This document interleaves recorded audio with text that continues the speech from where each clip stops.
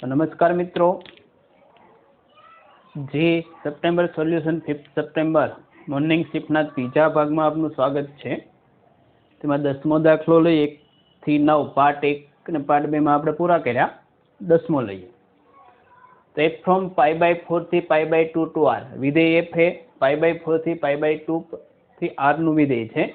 f of theta कंईक आ रीते आप्युं छे -sin² theta -cos² बार -1 sin² -1 cos² 10 1 1 -2। जो एफ थीटा नी न्यूनतम किंमत m, महत्तम किंमत कैपिटल M होय तो m અને m शोधो। लांबा लांबानो अर्थ एवो छे के आनुं एक्सपेन्शन करीने आनी रेंज शोधवानी छे, मिनिमम थी मेक्सिमम। आ घणा खरा दाखला गणेला छे। तो एफ थीटा नो आपणे सिम्प्लिफिकेशन करीए ए कई बहुत इजी छे। तो आपणे नीचे एक में मेक्सिमम ट्राय ए रही है कि आपणे 0 लावीए मेक्सिमम। तो 0 लाववा माटे जो आ बंने निशानी सरखी तो आ कॉलम ने आमांथी बात करूँ तो sin² वही जाए, आ बात करूँ तो cos² वही जाए। एक एक वच्चे तो एक आ बाजू लावी तो एड करीश तो आ बे टूंकमां आ बे 0 थी जशे, बाकीना बधाने जे थावुं ए ते थाय। तो शुं करीए तो C2 मांथी C1 ने निशानी जो सरखी એટલે बात करवानुं અને C2 मां C3 शुं करीए उमेरीए छे। तो एफ ऑफ थीटा कंईक आ रीते थाय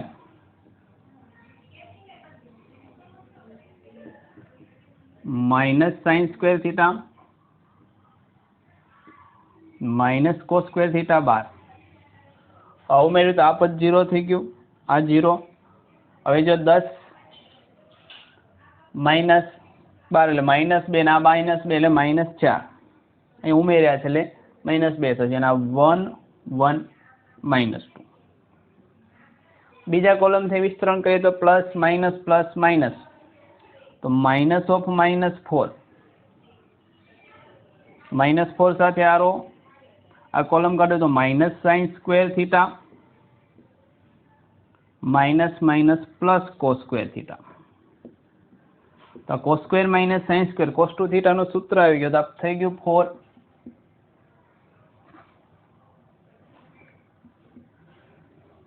cos² sin² એટલે 4 cos2 थीटा प्लस माइनस 4।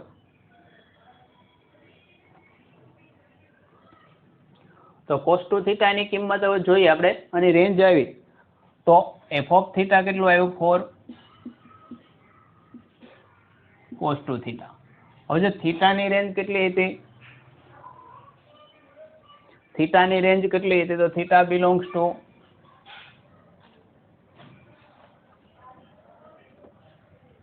π/4 થી π/2 એટલે π/4 less than or equal to theta less than or equal to π/2 માટે 2 થીટા ની રેન્જ લઈએ તો 2 થીટા 2 વડે ગુણી નાખો તો π/2 પાઈ। તો આમાં 2 થીટા ની માટે f ઓફ થીટા ની મેક્સિમમ કિંમત ઓફ f ઓફ થીટા કેટલી થશે તો 4। આમાં કોસ ની મોટામાં મોટી કિંમત કેટલી થાય તો π/2 થી પાઈ એટલે કે 0 થી -1 થઈ કોસ ની કિંમત 0 થી -1 જે મોટામાં મોટી કોણ થઈ 0। તો આ થઈ ગયું શું કેપિટલ M, મેક્સિમમ ને કેપિટલ M કીધેલી છે। કેપિટલ M એટલે maximum. Minimum of f theta તો આની નાનામાં નાની કિંમત કેટલી થાય તો પાઈ આગળ -1 તો 4 * -1 તો -1 4 એટલે આ થઈ ગયું m। તો આપણે રિપેર કઈ માંગીએ સ્મોલ m કેપિટલ M તો -4 0 આવે તો કોણ આવશે આન્સર C આવશે। 11મો દાખલો 2x1 - 4x2 + λx3 = 1 x1 - 6x2 + x3 = 2 λx1 - 10x2 + 4x3 = 3 λ belongs to R। આ સમીકરણ સહનથી સુસંગત ન હોય તો લેમ્બડાની કુલ કેટલી કિંમત હોય, એક ઋણ, બે કિંમતો, અસંખ્ય કિંમતો, એક ધન કિંમત મળે। તો આપણે અગાઉ ડિસ્કસ કર્યું તેમ આ પરીક્ષકનો ખૂબ ફેવરેટ મેથડ છે, દરેક ચેપ્ટર દરેક પેપરમાં જોયું છે કે આવો એક દાખલો હોય છે। તો ખાસ કરી નાખવાના, કન્સેપ્ટ ઈઝી હોય છે. સુસંગત નથી એનો મતલબ કે ડી ઉકેલ ગણ ખાલી ગણ છે. સુસંગત નથી એટલે ઉકેલ મળતો નથી, એટલે ઉકેલ ગણ અનન્ય પણ નથી, અનંત પણ નથી, એટલે કે ડી 0 થતો હોય. D1 D2 કે D3 માંથી મિનિમમ એક કેવો થશે? નોન ઝીરો થશે. તો જોઈએ આપણે. સુસંગત ન હોય તો D0 પેલા લઈએ. D0 લે લેમડાની કિંમત કેટલી મળે? D મીન્સ XY Z ના સહગુણકથી બનતો નિશ્ચયક. તો 2 -4 લેમડા 1 - 6 1 એટલે લેમડા -10 4 equal to 0. તો therefore 2 સાથે -24 માઇનસ પ્લસ એટલે -14 માઇનસ પ્લસ 4 સાથે આરો ને 4 માઇનસ લેમડા ને પ્લસ લેમડા સાથે -10 plus 6 lambda 0 -28 16 -4 lambda -10 lambda plus 6 lambda square equal to 0. માટે 6 લેમડા સ્ક્વેર લેમડા વાળું થઈ ગયું -14 લેમડા 28 - 16 એટલે -12. 2 વડે ભાગી નાખું તો 3 lambda square -7 lambda -6 equal to 0. 6 તેરી 18 ના ભાગ પાડીને 7 એટલે 9 ગુણ્યા 2 તો 3 lambda square -9 lambda plus 2 lambda -6 equal to 0. પેલા બે માંથી 3 લેમડા કોમન આવશે તો વધે કેટલા? લેમડા -3. આમાંથી કિંમત આવશે લેમડા -3. તો આમાંથી 2 કોમન કાઢો એટલે લેમડા -3 ગોઠવાઈ જાય પ્લસ 2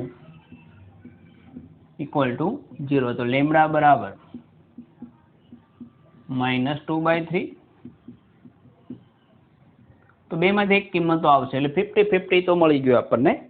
કારણ લેમડાની એક ધન કિંમત આવશે અથવા એક ઋણ.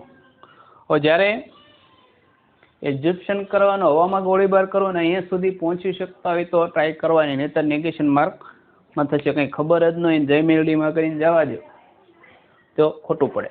કેમ કે એમાં આડેધડ એટેન્ડ કરવામાં જ માર્ક જાજા કપાય છે. JEEમાં શું એટેન્ડ કરવા કરતાં શું છોડવું ને એ વધારે મહત્વનું હોય છે. સ્ટ્રેટેજીથી આગળ વધવું પડે. હવે કઈ કિંમત માટે? D1. હવે D1 લઈએ. D1 D2 D3 મિનિમમ એક 0 નોન ઝીરો થવો જોઈએ. તો D1 મેળવું છું D of X.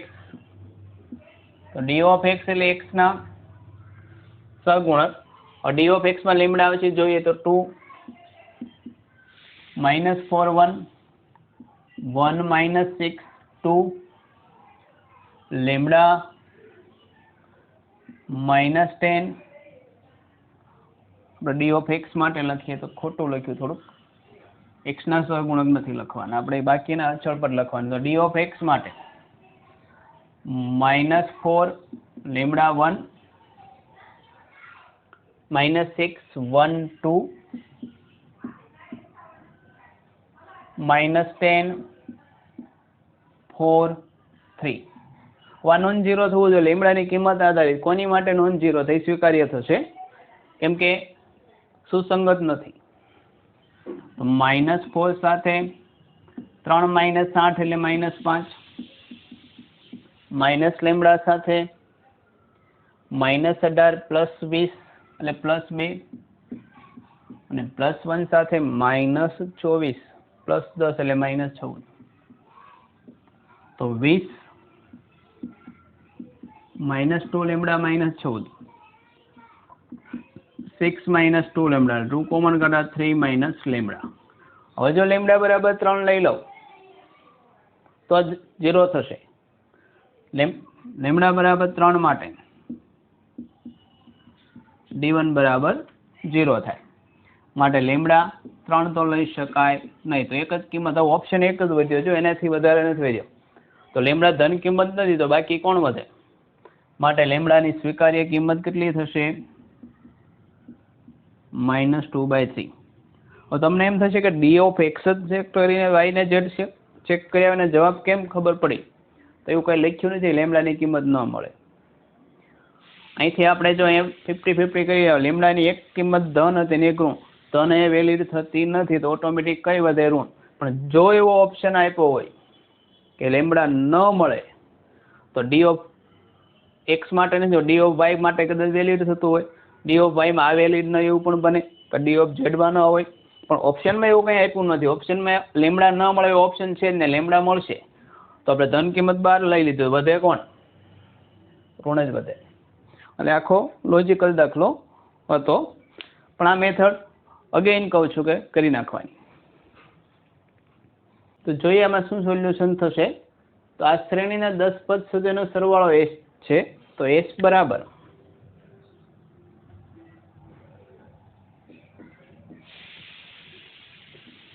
tan 1 1/3 plus tan 1 1/7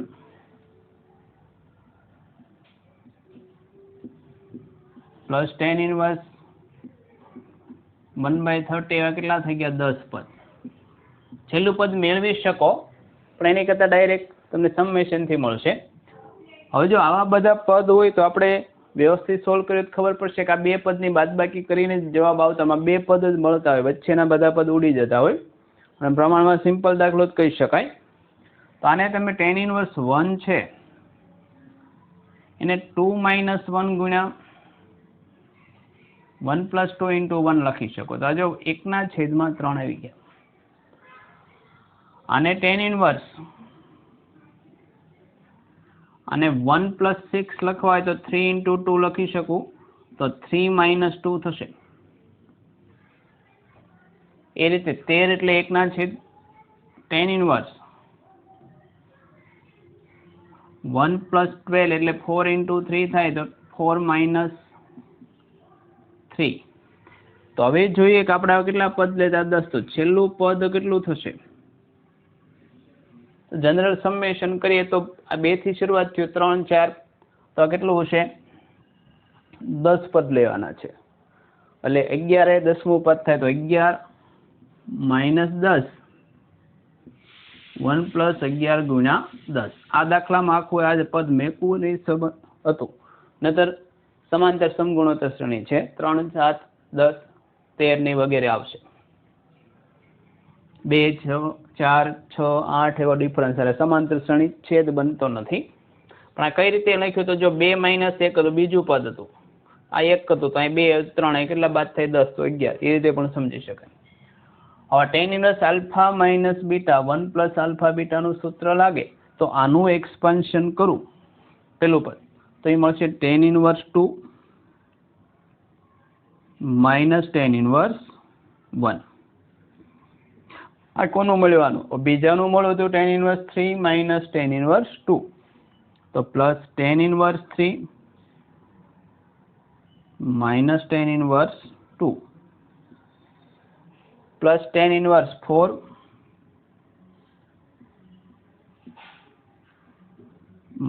tan 1 3 up to tan 1 11 - tan 1 10. હવે આમાં ફરજિયાતપણે બાદબાકી કરી એટલે અમુક પદ ઉડતા જ હોય તો જ આપણે એટલી બધા દુઃખી થયા. તો આ જો tan 1 2 સામે આવડી ગયા. બીજું tan 1 3 સામે આ ઉડી ગયું.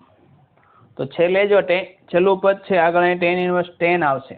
આ કેટલું આવશે? tan 1 10 - tan 1 9. એ આગળ ઉડી જશે, એક આ પદ ઉડી જશે, અહીં એક પદ હશે આપણે લખ્યું નથી.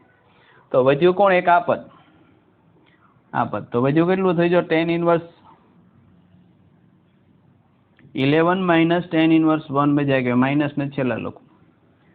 તો અગેન આને હું ફરી વખત જે સૂત્રથી અલગ કર્યું એમાં ભેગા કરી દો તો આ એસ થશે tan 1 11 - 1 1 + 11 ગુણ્યા 1 માટે એસ બરાબર tan 1 11 - 1 એ 10 છેદમાં 1 + 1 એટલે 10/12. તો માગેલું છે tan s અને બંને બધું tan એપ્લાય કરીએ માટે tan s કેટલા થશે 10/12 સિમ્પ્લિફિકેશન 5/6 એટલે ITF નો પ્રમાણમાં ઈજી દાખલો ITF ક્યારેક ક્યારેક પૂછાય છે પણ નક્કી નહીં પૂછાય તો લગભગ આ ઈજી કન્સેપ્ટ થઈ ગયો ગેરંટેડ આવે એવું જરૂરી નથી તમારે લક હોય તો આવે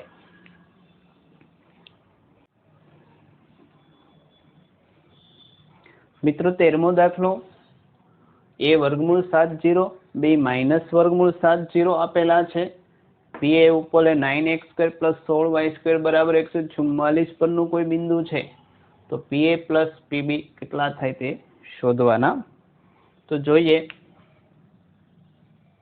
અહીંયા ઉપર છે 144 ને છેદમાં લાવ તો x² ના છેદમાં 144 9 વડે ભાગી નાખે તો 16 પ્લસ y² ના છેદમાં 9 માટે a² બરાબર 16 b² 9 હવે જો આપણી પાસે એક કન્સેપ્ટ હતો પહેલા એ ટ્રાય કરી લેવાય જો આ નાભીના બિંદુ થાય તો એક કન્સેપ્ટ હતો કે આ પોલીની બે નાભીઓ હોય h ના કોઈ બિંદુ p હોય ps પ્લસ ps નું સૂત્ર હતું પ્રધાન અક્ષની લંબાઈ જેટલું 2a થાય કેમ કે પૂરી શક્યતા છે કે h ના આ જે a ને b છે એ x અક્ષ પર છે ને ઓપોઝિટ સાઈડ છે પાછા આ a થાય તો 2a તો અહીંયા જોઈએ તો આના નાભીને કેટલી થાય છે નાભી સાથે કોઇન્સિડન્સ થઈ છે કે કેમ જોઈએ માટે a બરાબર 4 b બરાબર 3 અને નાભીને e² બરાબર a² માઇનસ b² ના છેદમાં a² તો 16 માઇનસ 9 7 ના છેદમાં 16 માટે e બરાબર કેટલા થશે વર્ગમૂળ 7/4 માટે નાભીઓ +or - a 0 તો આ થશે +or - a એટલે કે 4 √7/4 0 તો +or - √7 0 એટલે આખા દાખલાની ઈંટ આ જે દાખલો પતી ગયો કેમ કે માટે AB A ને B નાભીઓ છે ક્યાંથી ખબર પડતા આમ આવા જ આપ્યા હતા +√7 0 -√7 0 આ હિન્ટ આવડે તો દાખલો થાય નહીતર તો તમે દાખલો થાય તમે પ્રચળ સ્વરૂપે ધારો 3 cos θ 3 sin θ બહુ લાંબો દાખલો થાય પણ અહીં નાભીઓ છે માટે પરવલયના ઉપવલયના કોઈ પણ બિંદુ બંને નાભીઓથી અંતરનો સરવાળો પ્રધાન અક્ષ જેટલો થાય b મોટો હોય તો 2b થશે પણ એ મોટો છે માટે pa પ્લસ pb 2a કેટલા છે a બરાબર 4 2 × 4 એટલે કેટલા થશે 8 એટલે કન્સેપ્ચ્યુઅલ દાખલો હતો કન્સેપ્ટ ક્લિયર હોય તો એકદમ ઈઝી પડે પણ બહુ અઘરો કહી શકાય નહીં